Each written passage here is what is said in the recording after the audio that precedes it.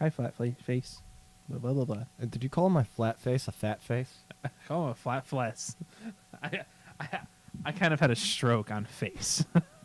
I mean, that's usually what happens when you have a stroke. Like, your face just stops working from what I'm Part of told. it. Part of it does. What's his name? Used to do the New Year's Eve. Yeah, that dude. His name's actually in it. It was like whatever rocking New Year's Eve.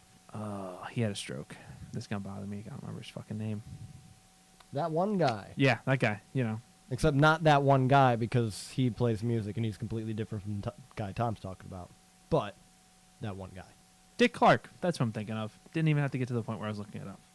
Almost did. I pulled up Google. Didn't type anything. All right. So anyways, since we just rambled a bunch, I'm Tom. I'm Sam. And this is Geeks with the Podcast. Some GWI content for you. For your special little ears. Issue number 5. Now, today, we're just going to bring you some randomness. I feel like that's what we always bring. What's been going on in our lives. Also, a little bit of gaming content as usual. IGN put out its top 100 games ever. I feel like they're a little late on that. It's usually like an end of the year thing. Everyone does like a top 100.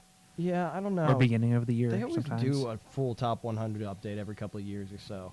But yeah, it's weird to come out at the end of March. I'd Right. say. Yeah. End of March, beginning of spring.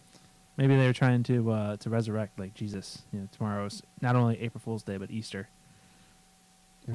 Or April Easter Fools. You're a couple days ahead. Well, but by the whatever. time that it's out, that'll already have It'll happened. already have happened. Yeah, Whatever. that Zombie Jesus Day is coming. Yes, that's my I love doing that. I send people texts like Happy Zombie Jesus Day. Happy Zombie Jesus Day. I Let's was- all eat our ham. Right. I'm always curious who that actually offends, if it offends anybody. I find it hilarious personally. It offends me greatly. Good. I hate zombies. I'm more of a Walking Dead, not a zombie kind of a guy. Isn't it the same thing? Nah, depends. I always So, consider people- them zombies. I mean, most people do consider both of them zombies, and then some people will be like, "No, zombies are this, and The Walking Dead is this." And technically, in the show, The Walking Dead, they never call them zombies. It's a shitty show anyway, so. Eh. Yeah. I enjoy it. I don't know. I could never get into it. Never got past the first season. The The whole The zombie guys- thing blew up too big for me. that made a huge resurgence with that comic and then the show. And I had some friends that were watching it, and since they were watching it on TV, and I'm like, I have no idea what the fuck's going on. I started watching it, binged it, caught up with them, and I just kept watching it. And you know, Feel like I'm like I've already invested too much time in it, so I might as well continue to invest time in it. The Fear of the Walking Dead, though, that show was garbage, and I refuse to go try to watch that anymore. I don't blame you. Interesting enough, I was actually talking with my buddy Brian about this last weekend while we were backpacking, and I guess Star Wars Rebels is drawn to a close. It had its Yes. finale, and I read about that. I don't know. one of the chief writers was getting a lot of shit for people not dying, and Oh. he's like, people don't have to die for things Oh, to be yeah. good. Like, and he didn't directly say this, but fans need to get off their high horse of fucking what The Walking Dead and Game of Thrones bring you. Oh, Just yeah. kill everybody you care about. It's not how storytelling always is. You Oh, don't yeah. have to just kill people to have a good story. I agree. People can live. There could be a decent ending. Well, I mean, along those same lines, this week's episode of Arrow, which is based off of the Green Arrow comic books, one of the characters in that, Thea Queen, the actress wanted to do other things, and she had talked to the people, running the show, and they had cut her contract back, so she was only there for like half the season, and she wanted to continue with that, so then they actually wrote her out of the show. And in most cases, when you get written out of a show, you probably are going to get killed off. Well, they wrote her off in a form that would essentially, if they wanted to, they could create a whole show just based off of her now, the way they wrote her off. She's not dead. She's going off to take care of a different issue that has come of light. It was like Angel's writing off Yeah. in Buffy. But he did get a new show. He did get his own show. Yeah. I love that. Dude, the series finale for Angel is probably one of my favorites.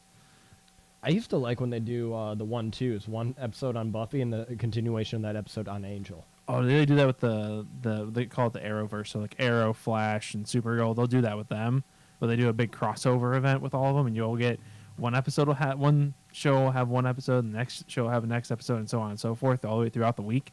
which is kind of awesome. I agree. Yeah, it's pretty sweet to be able to do that and watch through and get that full extended story in one week or in one day.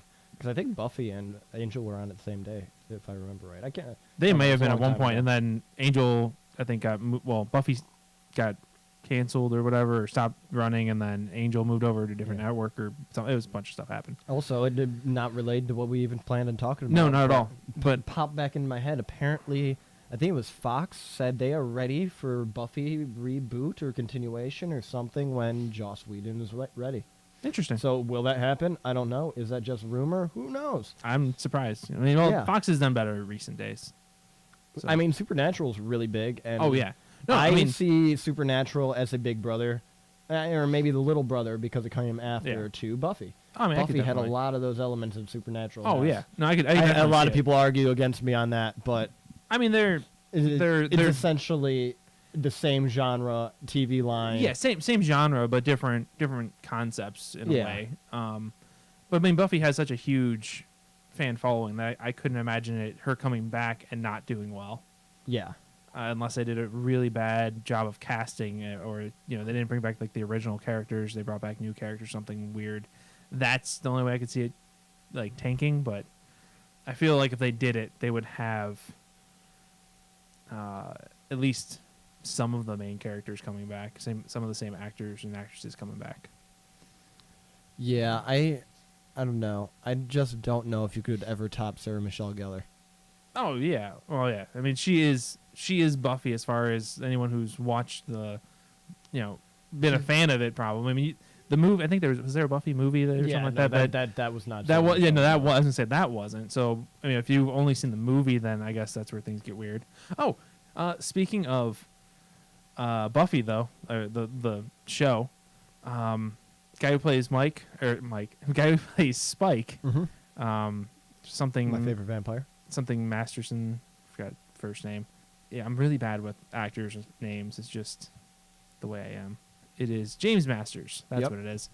He played Piccolo in the god-awful Dragon Ball movie, Dragon Ball Evolution. God damn it. I watched and saw that. I won't watch it, and god damn it, why did my favorite vampire have to play my favorite DBZ character well, and fail? So, I was reading an article this week. It was a couple different articles. So first off, we'll continue down this thread, which is apparently in the dubbed stuff, he plays Zamasu, which is in the Dragon Ball Super series. So we've been playing the Dragon Ball Fighters. Yeah.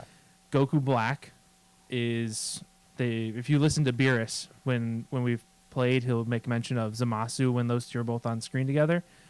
And that is like a corrupted Supreme Kai type character that then merges with Goku or something. I haven't actually seen the show, so I don't know how much I'm screwing this part up, but yeah, so there are all these characters. Apparently James Masterson does the voice for Zamasu, and he will probably even be in the Dragon Ball Fighter game because that character is coming at some point as DLC. That is pretty sweet.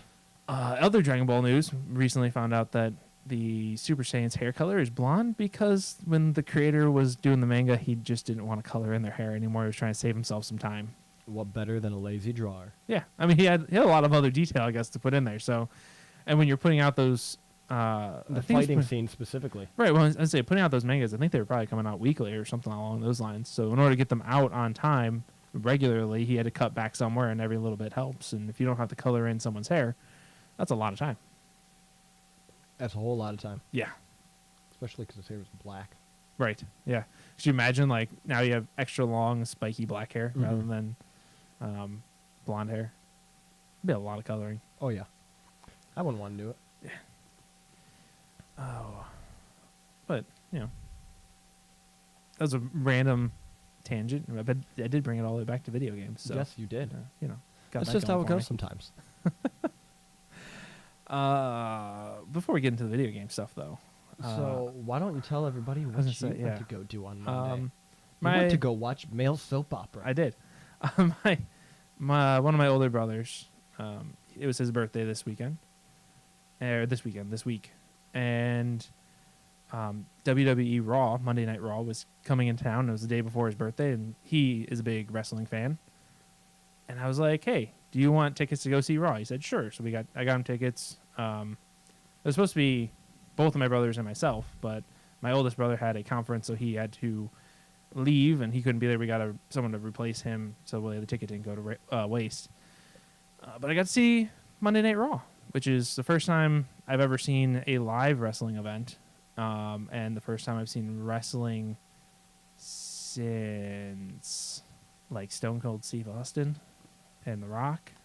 The Undertaker. The Undertaker, yeah. He was mentioned. Kane was there. Oh, Kane still exists. Kane was there. The Undertaker was mentioned a lot. Apparently, John Cena is trying to fight The Undertaker for WrestleMania, which is not this week, but the week after. And I knew John Cena, but that's more because of just pop culture references at this point. Yeah. The Miz was there, which he was on the Real World and did a lot of the Real World World Rules challenges, and then he won. Or he didn't win. He was on this wrestling reality show where it was called Tough Enough, where they were trying to get into the WWE and they could win a contract. He didn't win, but they liked him and they put him through some sort of thing, and he worked his way up, and now he's a big star in WWE. He's also a local guy. Interesting. I think he grew up in like Parma or something like that. Parma. Right. Ham rap. Who else was there? There was a couple other. Brock Lesnar was there. He's wrestling again. He's no longer doing UFC. He's wrestling again. He doesn't want to punch people in their faces no more. He just wants to fake it. Yeah. Well, eventually he'll probably go back to it. Who knows? And there's a couple other just random people that I recognize from various articles. And like I said, Marvel Comics does releases like WWE comics. They've like partnered up. So I recognize some of the people from that as well. That's interesting. Yeah, well, comics. It kind of makes sense though. Comics and wrestling, they kind of go. They very easily can go hand in hand. You got a lot of the pow, the bang, the boom, The bing, the bong, punching, onomatopoeia. things like that. But then there's one of the other guys that was there that I've seen him before. His name is Seamus. Seamus, not Samus. No, not Samus. He's like an Irish guy, and he wrestles, and currently he's rocking this gigantic mohawk. It was pretty tall, man. It was impressive, legit. Mohawks tend to be impressive. If they're when they're done right. Yeah, but when you're talking like it's a, 2-3 inch mohawk, it's not that impressive. This thing was a solid, probably I don't know how tall it was, but it was pretty tall. Well, yeah, you got to get erect to be impressive. Oh yes, otherwise it's just not impressive. Yeah, it's just floppy. No one cares about that. Yeah, no one cares about a floppy mohawk.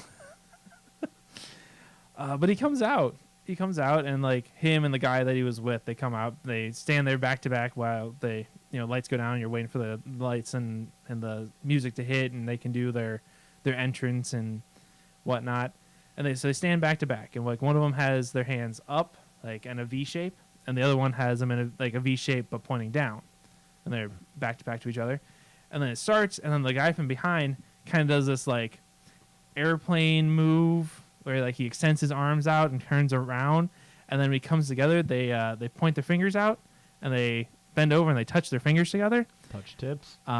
Which, if you remember from the Dragon Ball FighterZ game, was how Goten and Trunks become Gotenks in the fusion dance. The fusion dance. Which I was fucking dying because I was like, they fucking just did the fusion dance, or at least part of the fusion dance. How else do you expect a wrestler to go Super Saiyan?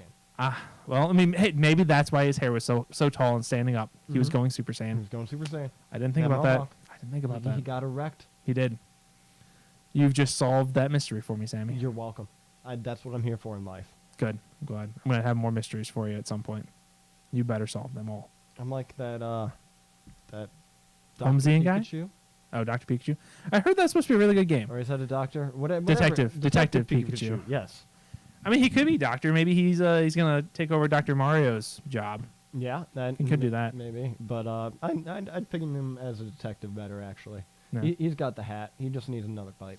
Apparently, he really likes coffee. He's my friend. We should go be coffee buddies together. I really want to see Sammy and a Detective Pikachu going to get coffee together. This would be fucking hilarious. So good. I'd even get a little Where can backpack you could ride around in and shit. Oh, dude, no, Detective Pikachu's huge. Oh. He's like Danny DeVito size. Oh shit! God damn, this is gonna be like goddamn Pooka following me around to a coffee shop though instead of bars. I need one of these. I kind of need to find a Detective Pikachu costume now so we can make this happen. Yeah, It'd be fucking hilarious. I need Detective Pikachu in my life. We need to investigate some shit. I used to walk around my grandma's house all the time with a magnifying glass trying to solve mysteries and shit. You weren't trying to burn ants? No, I was trying to be like Nate the Great. Nate the Great. He was a great detective. If you don't know, and I don't know. I don't know. Children's I books. figured that much, but I don't know. Yeah. Actually, maybe. Was he? No, I'm thinking like the Berenstain Bears, or was he a bear? No, he wasn't a bear. He was a Okay. human. Okay. He was a humanoid. I remember like some sort of. It must have been like a Berenstain Bears book that had more like a detective thing going on in the front. Very possible. That's what I must be thinking of. I don't know. That WWE has corroded your mind. It has. Soap opera, male soap operas. It was. corroded your mind. But it was interesting. I went into it. I was like, I'm not a wrestling person, so I'm like, I have no idea what this is gonna be like. Yeah. And I found myself enjoying it for the most part. I wasn't bored out of my mind. I wasn't like, God, when is this gonna be over? I was interested, and for more than anything else, I think I enjoyed watching the other people. So there was, you think of like rock shows, right? You see everyone throwing up the horns, and as an outsider, you look at that and you go, this is just weird, right? Mm-hmm. You go to different shows, you might see other things. There's so many different things from wrestling. Like, you point both of your fingers and you raise them up, and they keep doing this, which, I mean, you can't see it because this is an audio thing. But they're raising, they keep pumping their hands, but with one finger pointing up on both arms. And they start chanting, yes, yes, yes, which is a different wrestler's thing. Mm-hmm. Or all the different chants that go along with people's music. I mean, there's so much that into that with the fandom that suck it. they don't do that anymore. They're not even They're not allowed to Triple. say suck Well, it? no, it's not that. Triple H was only there in video form, but DX isn't around, so they don't do that anymore. But there were just so many of those things, and like people knew like all the different chants that everyone knew. And I'm sitting here like, I don't know any of this stuff, but it was interesting to see all of these different people. The culture. Yeah, the culture of that fandom, and as being an outsider to it, it was really interesting to see all of that going on.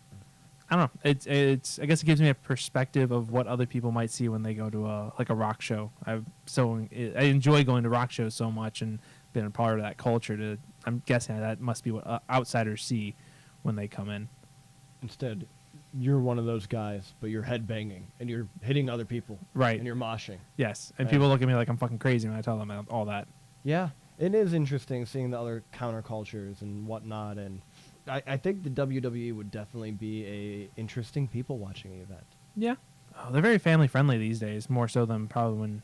Did you ever watch wrestling? Yeah, WWF days. I watched it with my buddy Nathan. So you probably And, remember yeah, like Stone Cold. Yeah. just So you ripping remember open the beers and attitude. chugging 'em. You remember the Yeah. attitude era. That's what they referred. Kick your ass. Yeah, they referred to that as the attitude era, and so like that they've calmed down since then. So they're more family friendly. I think that was a good era.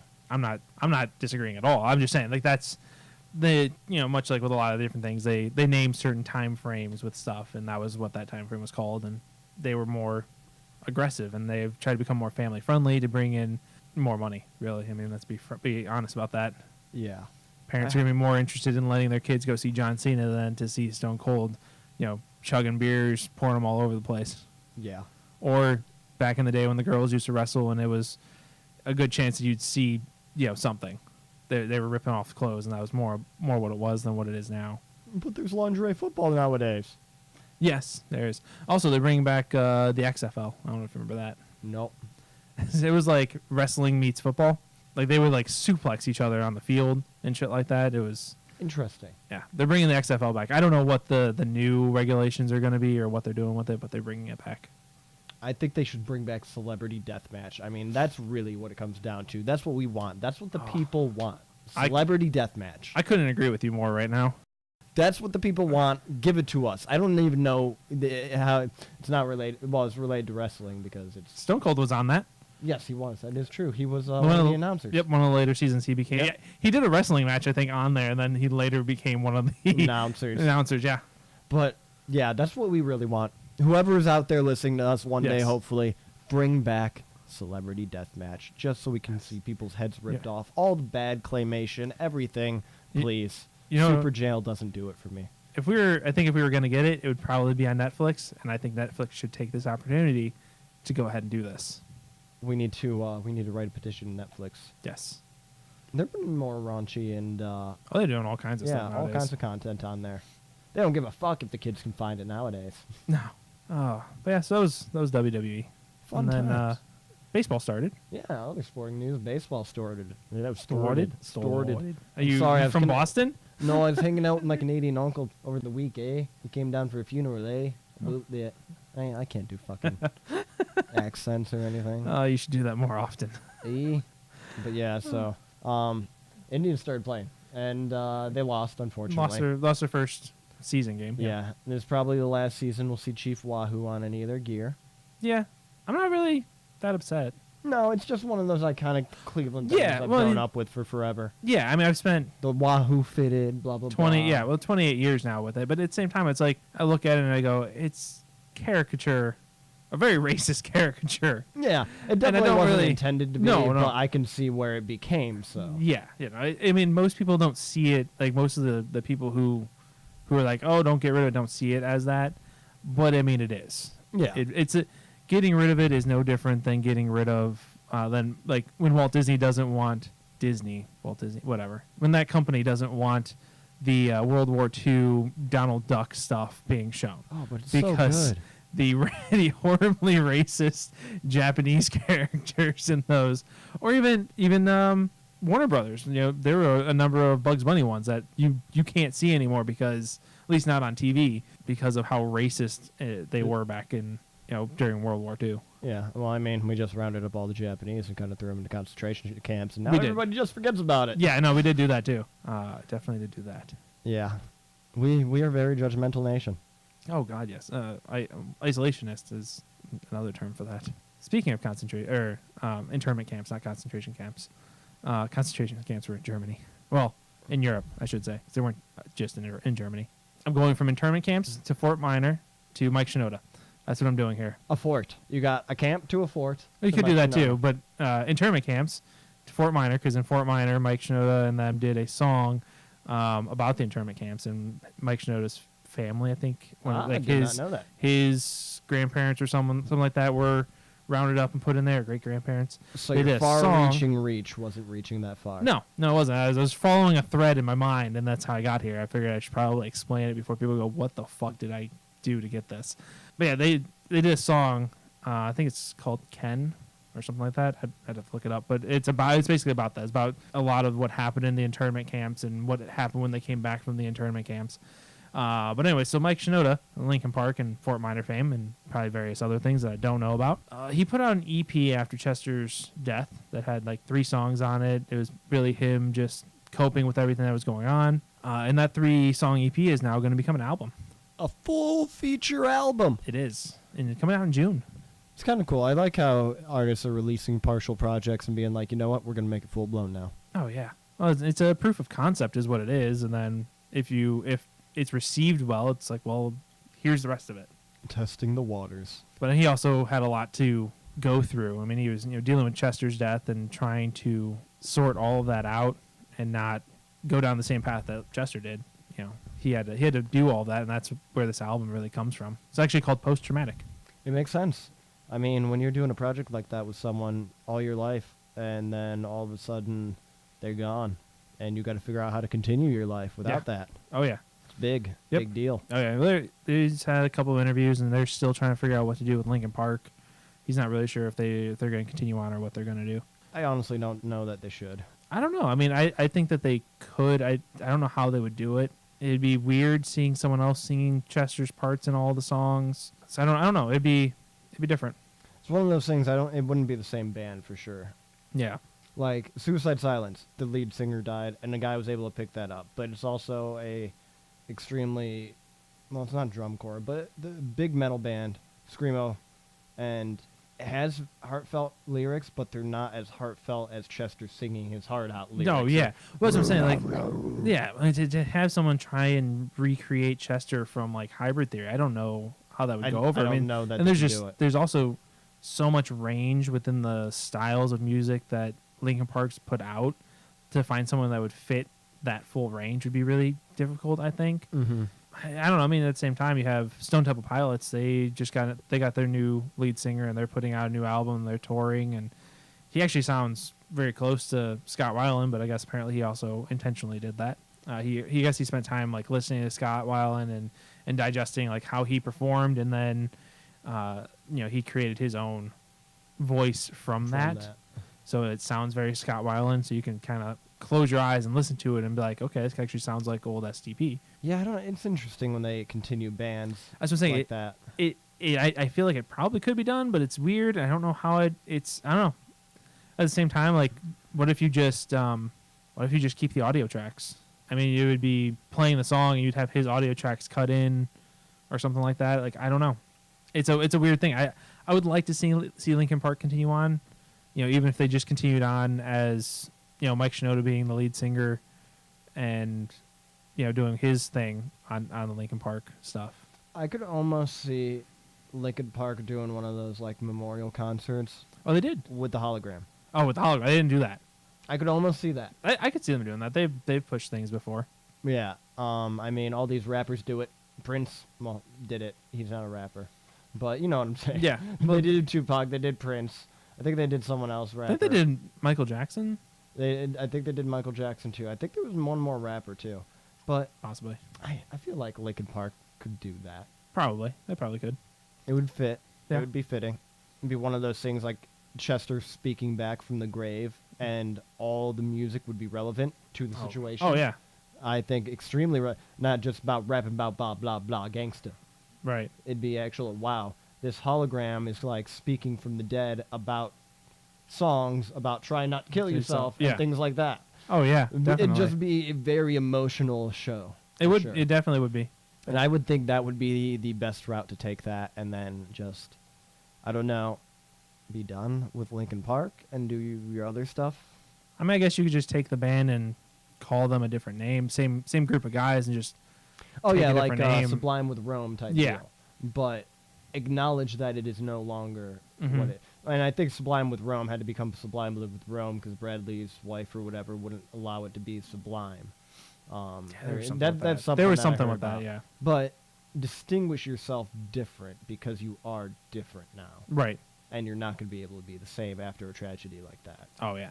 Yeah, it'd be interesting. But Mike Shinoda he's been very vocal about some of that stuff and trying to create a place where people can come out and talk about that. And he had, in one of his songs, he kind of talks about the memorial concert that they did do. It had a bunch of guys from other bands come and play and sing along and stuff. And afterwards, he talking about how people were saying, "Oh, this really sucks," and it must be real difficult. And he goes in the song, he basically goes, "Well, no shit. This is my entire life's work, and it's just hanging in the balance.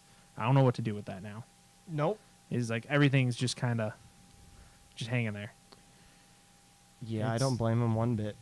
And it's weird to actually hear someone vocalize publicly that sentiment that I guarantee you almost everyone's felt when they've lost someone close to them or lost someone, or if they've lost someone that they've done like a lot of work with. I don't know that I've ever heard anyone. Everyone usually just goes, "Oh yeah, thanks," and they just kind of move on. Mm-hmm. I've never really heard anyone vocalize that particular sentiment. Yeah, no, I don't think so. I don't know, and I've thought about that before. Like Roman Polanski after the Sharon Tate murders and all that. I always wondered how he continued after his wife with a kid was murdered, and then because he was still a director after that, he still did all this stuff. But like, holy shit, Manson just murdered everybody in your house, and well, Manson didn't. The Manson family did. But like crazy shit like that, I kind of wanted to read Roman Polanski's biography if he has one or something. Find out a little bit more about him and how did he psychologically react after that, after tragedy. Yeah, I don't know. It's completely different from Chester killing himself. Yeah, no, but it's on that same wavelength. How do you pull yourself back together? Yeah, no, there's similarities even though they're different. Mm-hmm. Trying to cope with those things. I mean, you got what the fuck's his name from the Taken movies? Denzel Washington? No, he that's played Qui-Gon. Oh, Qui-Gon Jinn Man. Yeah. That's who he is. Yeah, fucking awful with names. But he, his wife died in a skiing accident. He's continued on him. He talks about it still, and it was a whole thing that happened. And his name is Liam Neeson. That's what it is. Yep. That's what. Yep. I know him. Yeah, I know you know him. I'm I like, know him real well. yeah, you're like best buddies, right? Oh, yeah. Yeah, we holy shit, he's 6'4"? Oh damn, That's a tall fucking dude. I didn't know that. Sorry, random wiki facts. That's a tall man there, Liam Neeson. Yeah, he is. But yeah, no, his wife died in a skiing accident. She, I believe, she like ran into a tree. That sucks. Yeah, I've always kind of been afraid of that. yeah. Well, that's why I prefer hills rather than like mountainous things where there's that kind of I issue. need to go to the mountains. I need to do it. I need to step my game up. You do that. Chase an avalanche down the mountain. No, it'd be chasing. No, Like, it would be chasing chasing caught you. up in it, and I'd be tumbling, and I'd be spitting so I could find out which way was up or down, because that's what you do when you're caught in an avalanche. Okay. And once you stop, you spit. That way you know which way's up and down, Yeah. and you can climb out. Well, it's like if you're diving, if you get confused, you're not sure which way is up and down, blow bubbles. Blow bubbles. Bubbles are gonna go up. Oh man. But yeah. I just imagine someone farting so they know which way they need to go. I mean, you could do that. It's bubbles. It's bubbles. I assume That's- that penetrates through the wet shit suit. Wet shit. Wet shit. I mean, it could be wet shit. I don't know. Have you ever been diving and seen someone fart? No, Have you ever farted while diving? I have. You've never looked around? No. it just goes. I'm like, all right, can I continue? I mean, I'd have to look behind me. I mean, unless your suit's that tight, I can't imagine it would stay in. It would have to come out. Yeah. Because even if it, because I mean, I've had it like come out like the back, like feel the bubbles like go up your back and out. So if someone's bubbling from the neck in their wetsuit underwater, know that they just farted. Yeah, you could. Oh, that's good. Oh, and water farts are the worst. Oh God, yes. But the best thing is you can't smell them because you're underwater. Yeah. But whoever might be in that boat at the top. Whoever's there where it comes up. Oh man, poor person. I don't know how we got to here. Oh, we went from Chester to your director to Liam Neeson's wife. That's how we got there. To skiing, to going downhill and spitting, to farting. in the underwater. Yeah. Yeah, this has been an interesting journey. It has. That's how you get where you're going sometimes. Somehow, and we got here. We started talking about baseball, and we made all kinds of twists and turns there. Oh yeah, it happens. Oh. That's life. Life throws you crazy curveballs, and then Yes. you just got to go with them. Oh, that's right. We went baseball, Wahoo, to internment camps for the Japanese. Yeah, you went completely left field Well, there. you made it to the internment camps because you brought up the internment camps, where the U.S. rounded up all the Japanese and put them in internment camps, and then I took it way out from there. You did. So this has been a show of how my brain works.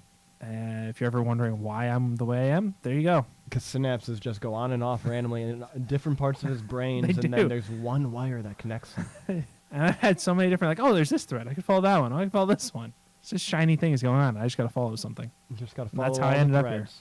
You're like Sackboy in Little Big Planet. You got to follow all the threads to the Yes. new planets and do all your little adventures. Which, actually, I'm surprised. Little Big Planet wasn't on the top 100 list from IGN, now that I think about it. Little Big Planet was a really good game. That was like the predecessor to Mario Maker. Yeah. Mario Maker wasn't on it either, now that I think about it. I'm not really surprised Mario Maker wasn't on it, though. No, there's only a couple Mario games. Well, might as well be a good time to talk about it. Yeah. At least from what I saw. I was kind of surprised with a couple of things. Number 100 on IGN's top game list. And I know it's only IGN. They do things different currently than they used. I don't know if I trust their ratings as much as I used to, but usually if they rate something a 7 or above, I do find it a pretty decent game that I can go ahead and play. Okay. They're not my main source of reviews, but there's a lot of thought-provoking content that they put on the site. Like their top 100 video games of all time, with Pokemon Go coming in at number 100. Interesting that Pokemon Go is on this list. Not really. I mean, I mean, I think it's right where it belongs. Yeah, if it belongs on the list, it's at the right position if it belongs on the list. I don't know. Out of I mean, it's not new, like a new concept, but it's a pairing of the concepts that made it very relevant and very I mean, it was good. It got people to go usable. outside. Yeah. Got Well, my buddy outside, Travis, yeah, he goes yeah. outside. He you can't find him going outside any other time, but with this you can. Yeah. Yeah. A lot of people just kind of sit around though when they play it. At least from my experience, there are people who walk around and things. But I mean, it's the pairing of two different types of games. They are, battling whatnot stuff from their previous game. God, I'm blanking on shit this evening.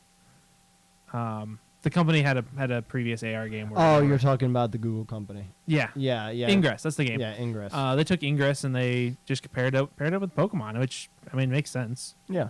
And they did a really good job with it, and it's a very relevant game. That's was a comment that I made to you earlier, was that these lists are a combination of what's relevant and been going on right now, and things that you're currently talking about, and then you have the games that are like without regular old Super Mario Brothers from NES. The games industry probably wouldn't have become as great as it's become because it had that huge crash prior to that. Yeah, I don't know. I just thought it was weird that'd be on there. Especially in this entirety of this list, there's only 2 Pokemon games, that being one of them. Yeah, That was the second Pokemon game on this list. right. That is a surprising thing to me. I would think that there would have been if you're only gonna do 2, I'm surprised that the second one wasn't just Pokemon franchise. Yeah. Opposed to like Well, having it's games specifically, so. yeah, but I mean even in some of these lists, because as we'll discuss, Zelda has 6 games entries on this list. on this list. So, And Pokemon has 2. One of them being Pokemon Go. That's why but that's what I'm saying. Like sometimes these lists will take games like those, and like Pokemon Go might be my own thing because it's its own style of game, and then you'll have the Pokemon franchise as its own entry later on in the list, comprising all of the games. But in this case, it's just Pokemon Yellow. But like, yeah, you could have just taken Zelda and put it, wherever on that list, and said, Legend of Zelda franchise rather than giving it 6 slots. Yeah. But the franchise had some really bad entries too. Oh so yeah. It's Well, one of those things you just can't. I don't know that you can take a franchise, average the games, and put it into one position. I don't know. I feel like you probably could to break it down, or even in like Not Zelda. in the in top Zelda's 100 games though, because it's the top individual games. Yeah, I don't know. It's just 'Cause having so many entries. It just makes it. It just takes up a lot of space. at And that no, point. it does. But And I it's feel like- relevant if they are some of the best games that they should knock some off the list. Yeah, you could do like Zelda 2D games and Zelda 3D games. But they're still an individual game. And when you're saying the best 100 games ever, still one individual game. So you can't group games in the top 100 individuals. Yeah.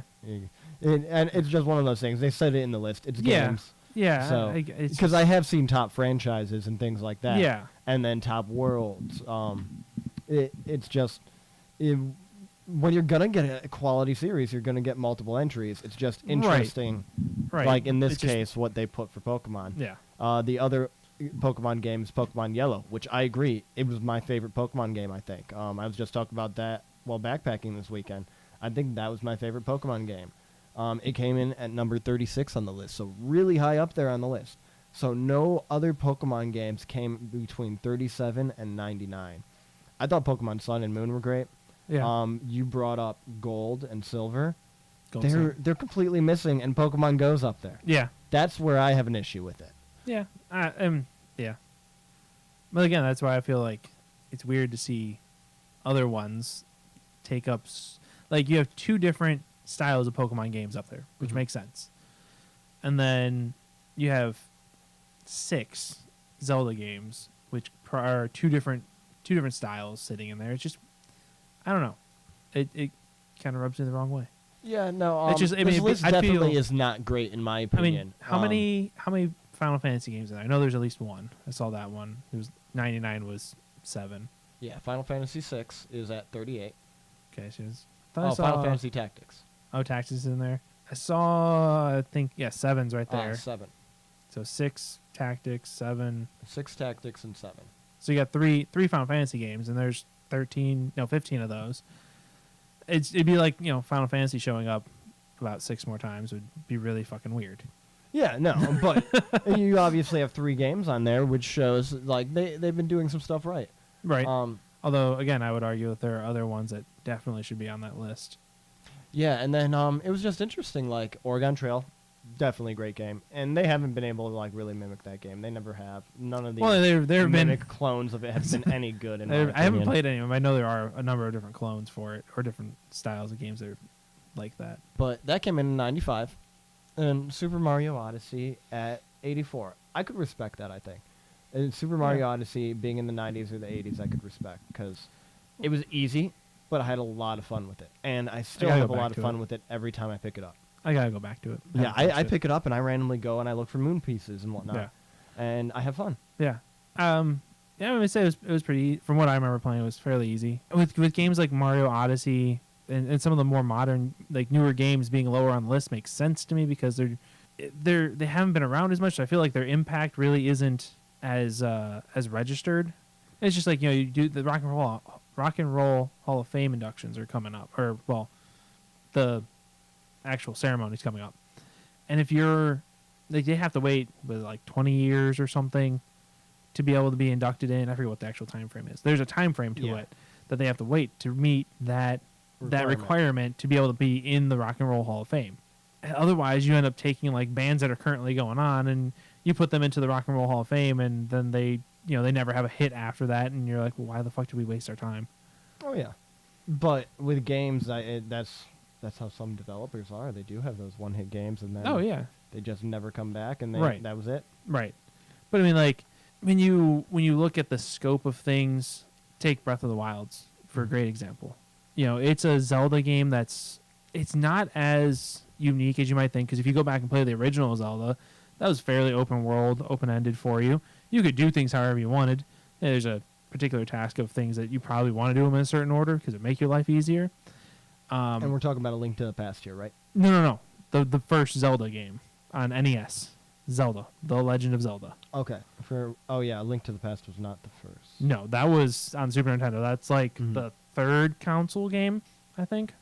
Because you had Zelda and Zelda 2 on NES. And the very first Zelda game is just, you're walking through, and you get your sword, and you just kind of go through and you kill things, and you can go to whatever temples you want as long as you know how to get to them. There are certain requirements maybe for some things. You need bombs, or you need the lantern or whatever to burn a bush or whatever it is.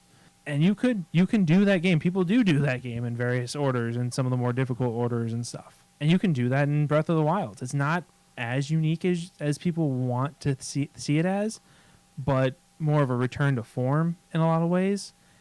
But it's been so long between those two games that you don't really think about it.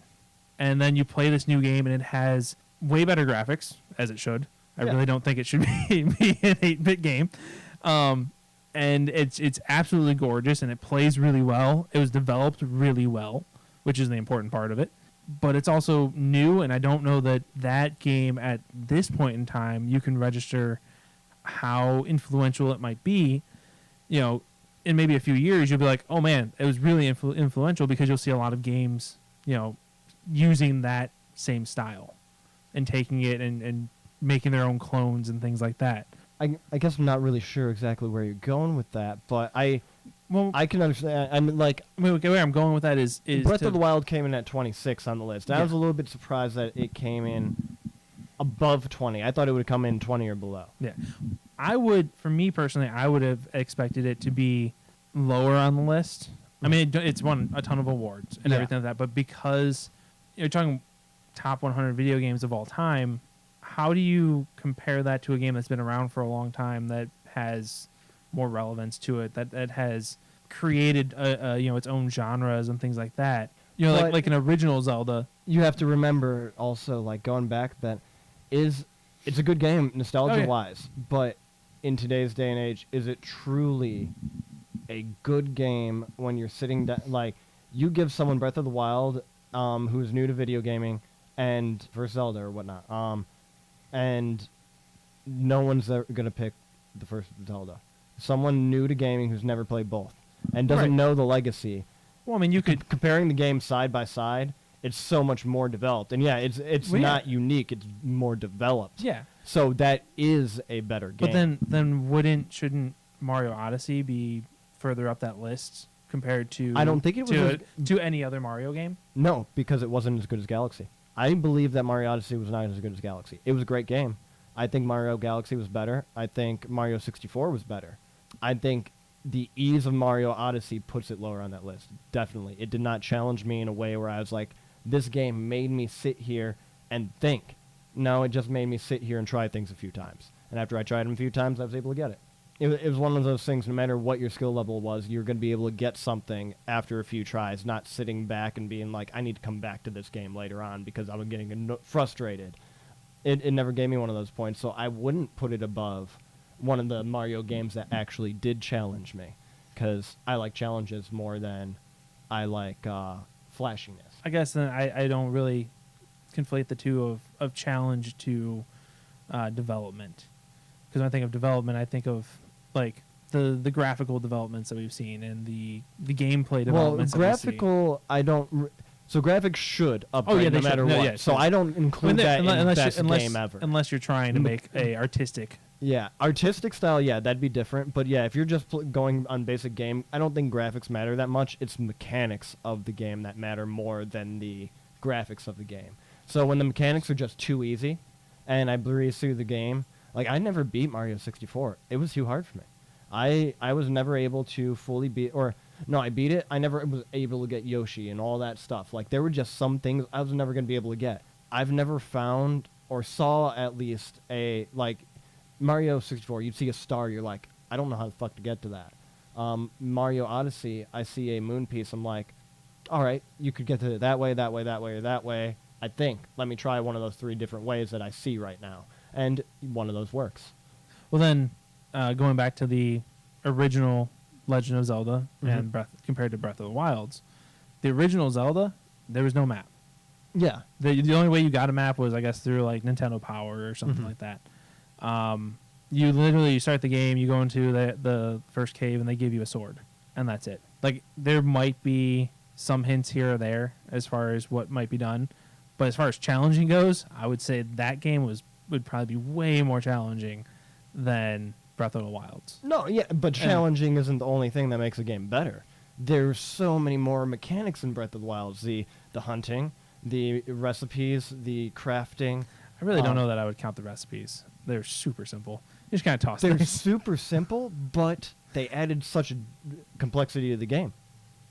Like, if I'm having an issue doing this one task, let me try to make a different couple of recipes, and I've even combined those in different ways. Like, all right, let me do armor first, so I get it down to a really good level. Like when I'm doing a feat of strength, so I do the armor first, and then after I get them down, they're standing in the one place, and just shooting at you. I get my attack buffed up so I can run it, and it added tactics to Zelda, whereas it was just more or less a all right, dodge, block, hit. Yeah. And then you were able to add a little bit more of a tactical element to it. I guess, yeah. I guess for the most part, the only times I felt like you really had to use the recipe stuff was when you needed to make something that would essentially replace the tunics from the old games. Now, see, you used the strategy guide. I did not. I used the strategy guide to find the shrines. Exactly. So you had a lot. You would be a lot stronger than my character. I think I ended it with 14 hearts, just one above what you need for the Master Sword. I've maxed out hearts. Exactly. So it made it a harder game for me. I'm saying the only time I've used I haven't finished the game. Mm-hmm. So and there's still plenty of shrines that I would have to go through and do. Only time at this point in my gameplay that I really had the use of using any of the recipes would be to get like the keep yourself warm or keep yourself cool so you don't melt or freeze in whatever environments. Yeah. Which really are just replacements for the tunics from like Ocarina of Time. Yes. That's what I was saying. Yeah, and where I was getting at is like, so you have all these hearts from having the shrines and whatnot, whereas I actually had to use some recipes to increase my armor, because if I got hit, I was fucked. And situations like that, whereas I had so many less hearts that I needed to use some of those recipes to utilize and be able to beat that battle at a lower strength or a lower HP power and whatnot. So without having so many hearts, it changed up my game style and how I had to play to defeat the same obstacles. Okay. I mean, I don't know. I guess because I tend to just rush forward anyway, so I take a shit ton of damage. Yeah. But I really don't. I don't see. I don't end up seeing the difference because of the way I end up, playing. Yeah, no, I like to. But I take it on do get what tactically. I get what you're saying though. Yeah, so like whereas in the original Zelda you had to get all those hearts if you were a bad player or whatnot, blah blah blah, where you couldn't utilize the mechanics of the game to make you a decent player and whatnot. And even if something was hard, okay, let me make a recipe real quick to make it a little easier for me because I have all these ingredients. Why not utilize them? Okay. Because I found myself actually going out and looking for like armor shrooms a lot of the times. Rush shrooms a lot of the times too when I had to like climb fast and shit. I utilized a lot of things actually now that I think about it. When I had a lot of lower stamina, I would do all the stamina stuff. That way I could climb up mountains so I could see the other side of it and venture. I don't know. Just Breath of the Wild, they had so many more mechanics, and that's why. I don't think I did max out the hearts yet. Max out the stamina first is what I did.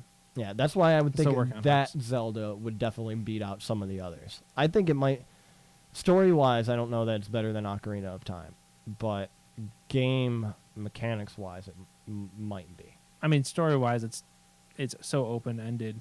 Yeah, that's in the format of your progression through the game. yeah. It's so open ended. I do Obviously, like the there is story of it. there is an ending, Yes. but open ended to get to that ending. Yeah. Choose your own adventure style. Put it that way. Mhm. That I don't. The structure of the story itself really can't compete to other more story oriented Zelda games.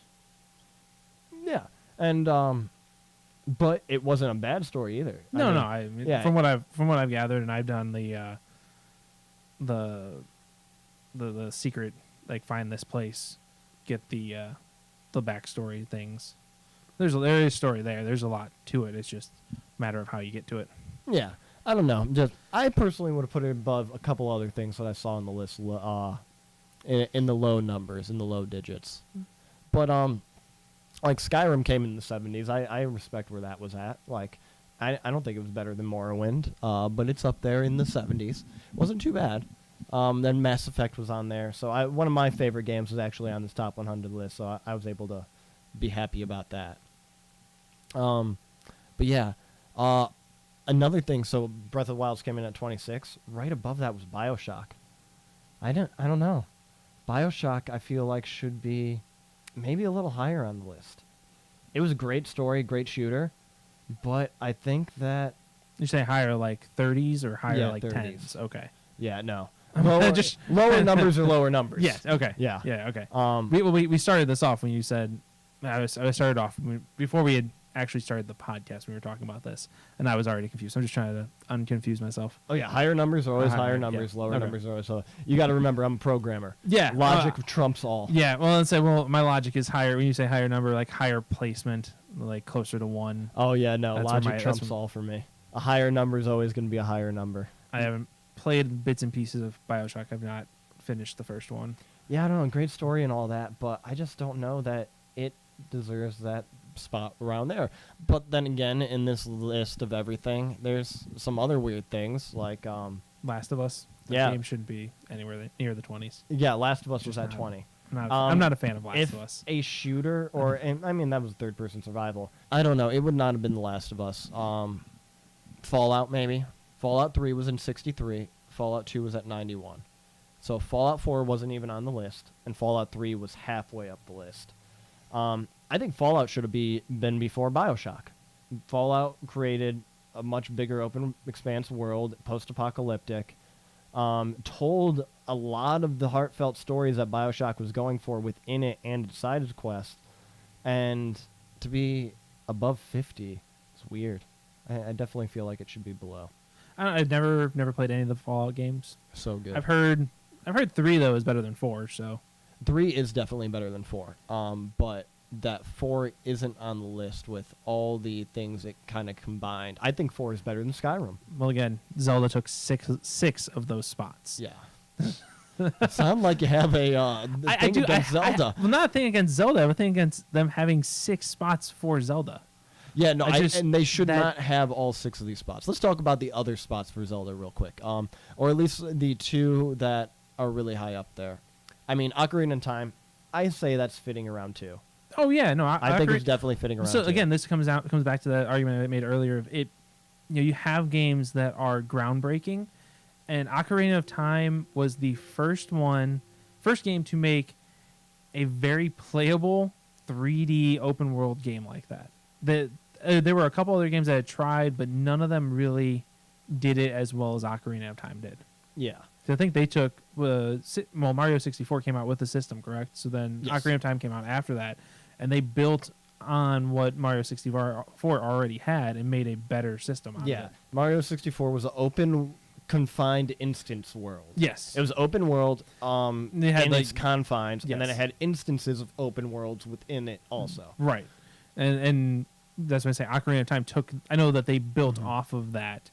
They weren't, again, I'm not saying they were the first one to do it, but they did such a good job with it.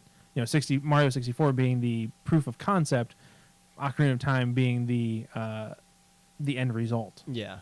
And then the one that gets me is Link to the Past at number 5. I loved Link to the Past. I did beat that whole game. I don't think it's better than Breath of the Wild, though. I Breath of the Wild. completely disagree. I don't. I completely disagree. I think Link to the Past is a phenomenal game. Oh, and I think definitely I think phenomenal game. I think it's right where it should be. I think it should be in the 20s. Definitely. 20s and below. I don't think it should be for Breath of the Wild, though, anymore. I think Breath of the Wild beat it out as a game. Not necessarily as a game against game. No, it did better, I think. I don't think that Breath of the Wild is as good as Link to the Past. But that's where we have different personalities, too. I mean, the Link to the Past I love the had- survival stuff of it. Right. I mean, there are cool concepts to Breath of the Wild. Link to the Past giving you those 2 different worlds, giving you, more to that world than just the first map you see. Yeah. It's like you play Breath of the Wild and your entire first half of the game is all played strictly on that floating island, and then all of a sudden the rest of the map shows up when you get to the other world. Short portion of the game. I know. I'm saying it would be like. Oh, I thought you said Like it was the first half. For Link to the Past, you have the initial world. Mm-hmm. You get halfway through the game and you end up with the past world, and now then you play the rest of your game going between those 2.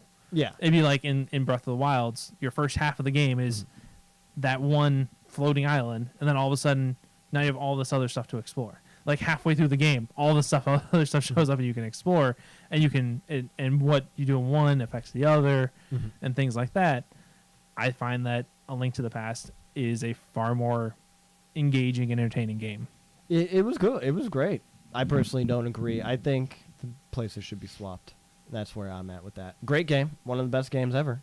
Just should not be number 5, in my opinion. And let's talk about what else beat that out. Number 4 was Super Metroid. Again, great game. But I don't know. I don't know if that should be number 4 of the best games ever. I think it's a great game. I've played it multiple times now. But should it be number 4 out of every game ever? Out of every game ever, I don't know. It would be top 10 for me. I would say probably. Mm-hmm.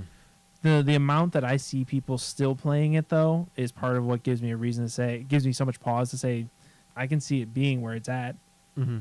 Oh yeah, it's a great game. It's a great game for those people who love challenges and things. I don't know that it's number 4. And then above that, you get Portal. Yeah, that one. I mean, I love Portal. I like Portal. I personally think Portal 2 probably did more innovation and better. I don't know. I didn't play the stories of either of them. I think it probably did maybe a little bit of better story from what people told me. I think Portal or 1. funnier story maybe. I think Portal 1 was funnier. Portal 1 really, because it was a side project, didn't really have that great of a story, I would say. But it was, I mean, that was what... Groundbreaking in many ways. Yeah, groundbreaking in its own right. Portal 2 built upon it in positive ways and actually created a story for the game itself, opposed to just try to escape the factory. So there's a lot of backstory and actual story and stuff in Portal 2. But I don't know that I would put Portal 2 above Portal. I really enjoy like the mechanics of the different goos that they Mhm. put in Portal 2. That was really cool. The multiplayer aspect was all right, but if you play it once with a friend and then try and go back, like I have an issue trying to play it with other people because I'm sitting there like I know the fucking answer. Yeah. I know what you're gonna do, and I don't Well, want to be it's a that puzzle guy. game. Yeah, Yeah. it's one of those things, but you don't want to be that guy that's like yelling at the other person to tell them where to put stuff. Do I think Portal deserves to be number 3 on there? No. Yeah, exactly. That was going to be my Um, next question. I- Either of them, should they be anywhere near 3? No. I would put Portal in my top 20. Like, Portal's definitely in one of my top 20 because I really enjoy the game, but and so above that was Ocarina of Time, and above that was Super Mario World, which is definitely and Super Mario World is the best game ever. Not sure again. Great game, amazing gives you game. Yoshi. Loved it. Gives Yeah. you Yoshi and all the cool Yoshi forms. Yeah, it was great. But is it really number 1? I don't know what I'd have be not my number 1, but I don't know that Super Mario World is there. I don't know. I mean, I spent a lot of time playing it as a kid, so I have a bias there. I've always had issues like, oh, what's your number 1? It's like I can probably list you an arbitrary top 20. Yeah. I don't know that I can be like, oh, this is my definitive number 1. Oh yeah, I definitely couldn't do that either. I could probably narrow you down to like a definitive top 3 if I'm lucky. Yeah, I don't know. I can tell you Breath of the Wild is in my top 10 for sure. And definitely games I played recently. We've talked about it before. Mass Effect is definitely up there, which Mass Effect was on here. It was like in the 50s. I don't know. There's just a lot of games that... I mean, like for me, I'm more surprised that I don't see like a Final Fantasy 9 and 6 makes sense because 6 was a really good one, and Tactics really makes sense as well. And then there were some iconic games on here for some of you who might be like, where's Grand Theft Auto? That was at number 17. Respectable. I don't know. Grand Theft Auto 5. I've never played it. I've never A put great enough game. time Great- into great any of game. them, I should say. I think that was would be 25 and up, above that. Not under 20. And then we had Mario 64. That was at number 10. Red Dead Redemption was at number 9. That was a great open world game. That might be right around where I would put it. I forgot about Red Dead Redemption till reading this list, and it was a great open world game. I might be prone to liking cowboys from liking Lone Ranger and all that stuff, and Wild Wild West, so that's probably why it puts it there for me also. Right. Well, then at that point, you're not talking about the game. You're talking about a preference that you have, which is part of the issue you have with any list. Oh yeah, no, is and that's why I bias would and put it high. preferences kind of play into it. My other question to that would be is, does Red Dead Redemption get so high on this particular list because Red Dead Redemption 2 is coming out so soon? I don't think so. I think it really is Red Dead Redemption story. It was a really good story. I haven't played it, so that's why I asked. Yeah, it was a really good story about a guy trying to do what he needed to do, get money for his family and whatnot. And it was like a twist at the end. I'm pretty sure that the son came around out of nowhere all of a sudden, and the father died or something. I haven't beat the game. I Okay. actually need to go back and beat it before. I thought in someone's playthrough I saw something like the family got killed, but maybe that was like the zombie expansion thing. Yeah, they did have a zombie expansion for that game. I did not play that. But yeah, that would definitely be my personal setting preference for putting that up higher. But there was some interesting games on here overall. Like Dota 2 was at 72. Spelunky made it on here at 68. The original Donkey Kong was 67. Sims made it at 65. Banjo-Kazooie, 62. So they had some good old games here. Are there any games you were expecting to be lower on this list that you don't see? I don't know. I mean, like I said, I'm surprised I don't see a Final Fantasy 9. I love that game. The more I play that game, the more I love that game. 6 is a phenomenal one, so it's nice. It would have been nice to see it higher on the list. Again, I spent there you go, Chrono Trigger 18. Yep. That one's very deserving. That's a great game. Still need to play it. Phenomenal. So much replayability in that game. Super Smash Brothers at 14. The original. There you go. Portal 2 is 11. Ah, Portal 2 was 11. Okay, so it was pretty high up there. I'm surprised Tetris isn't higher. Yeah, It's been Tetris around so was long. 7. There's so many versions of Tetris that it just. Yeah, Super Mario Brothers 3 was at 6. Mm-hmm. Yeah, see, that's one of those things. You get so many Super Mario games. My thing about the Super Mario Brothers 3 is I played Super Mario Brothers 3 on the Super Nintendo. Every time I see it, everyone's referring to the NES one. And I never sat down and played it on the NES. I only played it on the Super Nintendo too, Yeah, actually. I think it came in a game pack. It came with the Mario collection. Yeah. All-Stars. Mario All-Stars. That's what it's called. That's how I played it. and that's how I remember it. And then so I always see the downgraded graphics for the NES version. I'm like, what is this? This isn't the one I played. Yeah. This is not my Super Mario 3. But yeah, I don't know. So there's some surprises there. I think it does solidify for me now that I don't know as if I trust IGN's ratings as much as I used to. I mean, this is a list, and anytime you get a list, they're always so they're so bias based, and it's impossible to get a real good top 100 because unless you And everybody's top 100 is going to be different, obviously. yeah, everyone's gonna be different, but unless your rules that you set for your top 100 are very explicit, I feel like there's so much wiggle room of how do you get from one thing to another. How do you take a game that reinvents its original and put it on so high on a list, and you may leave out the original version of it. How do you have a game that has 6 entries on a list of 100 and then another series only has 1 or has 3 or has whatever or doesn't make it at all? And I'd like to see IGN put out a rating based on actual ratings they gave out and see what it would be. Yeah. Well, that's why I mean, so many people make fun of like rating systems nowadays. It's like, oh, we give this a 5 out of 6 or 23 out of 500. It's always so weird. Yep, but That's why so many people make fun of them. But I don't know. I find them useful. I haven't bought a game that I hated in a long time, so it's worth it for me. I just follow my gut. I go, oh, this is something I like. Let's try this. Or I don't know if I like the way that looks. My gut has been very wrong in the past, so I've learned not to trust it sometimes. Oh, I've been horribly wrong multiple times, but I still follow it because even those horrible experiences are still most of the time worth it. I think there's one time where I went in on something. One time I can think of recently that I went in on something and I just went, this is awful, and I wish I hadn't. Last thing for me was No Man's Skies, and it wasn't this was awful. It was I'm disappointed. A lot of people were. They delivered on a lot of things that I think they said. I don't think it was as in depth as people thought it was going to be. But I think it delivered a lot of its deliverables. But I was disappointed. Yeah, I was highly disappointed by the Transformers game in disguise that was based roughly around one of the movies. I think it was Age of Extinction. That was roughly based around. I was very, very disappointed.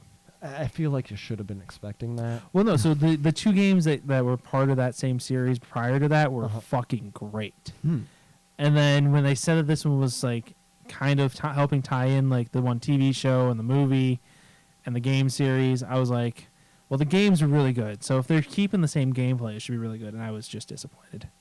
It was a no-go. It was a no-go. So that was an instance where I followed a series and I went, fuck. Fuck. I mean, that can also be said about Final Fantasy 13. Yeah.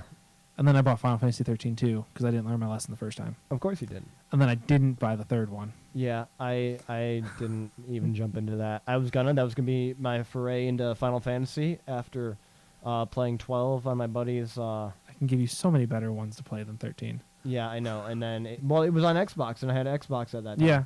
360, and I was like, yes, I could get Final Fantasy. And then I was like, The best. no, I'm not getting Final Fantasy. The best Final Fantasy game on the 360 wasn't even a Final Fantasy game. It was oh god damn it, I just blanked on the fucking name. Fantasy Final game. No. Oh god damn it. You talk while I try and figure this out. So yeah, Tom's gonna try to figure out this game. I can't think of any other Final Fantasy-ish game that was on the Xbox at that point in time. But I don't know.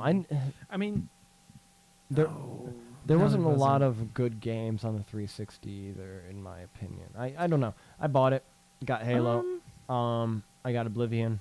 Gears of War was great at that point in time. I Other than enjoyed that- my 360. I had a lot of decent games I could think of. It was one of those things. I got a 360 Ah. because there were some So- people who wouldn't play games on PC and whatnot. So I was like, I want to play with my friends, so I got a 360. Yeah, I mean, that was the reason I did that. It was called Lost Odyssey. That was the name of the game. Never heard Super of it. underrated RPG. It was fucking great. And So it much. wasn't Final Fantasy. It wasn't Final Fantasy.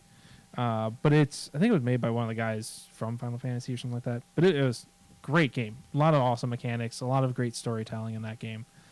But my 360, let's see. I had the Transformers games. You had the Halo games.